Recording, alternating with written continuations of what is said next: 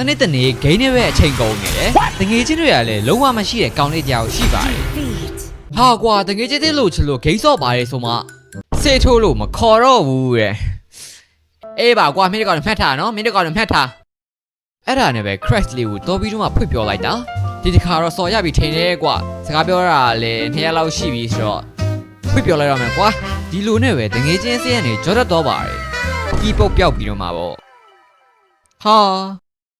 အဲ့ဒါနဲ့ပဲလကုံးဆွဲကောင်လေးမှာစော်ရတယ်မရှိတငယ်ချင်းကလည်းမရှိတော်တော်လေးပြင်းဖို့ကောင်းတဲ့ဘဝကိုပါချန်ထားတာပေါ့ဒီတိုင်းဆိုဖိတော့ဦးကွာစော်မြရည်နေပဲစေကွာမင်းတငယ်ချင်းတွေတော့လိုချင်တာပေါ့ကွာအဲ့ဒါနဲ့ပဲ Linkman ဆို application လေးကိုဒေါင်းပြီးတော့မှစမ်းသုံးကြည့်လိုက်တာဟိုးလူတွေများလာ ਈ လားစာလေးပို့လို့ရတာမိုက်တာတော့မရနော်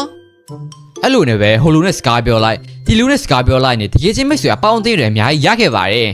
ရုပ်ကိုပဲကြည့်ဗျာတကယ်ချင်းတွေအများကြီးရတော့ပြောနေတာပေါ့ဒါပေမဲ့စော်တော့ခုထိမရနေပါဘူးဆိုတော့ Linkman ဆို application တော့ပါလေအဓိကတော့တကယ်ချင်းတွေရှာဖွေဖို့ပဲဖြစ်ပါတယ်ခင်ဗျာ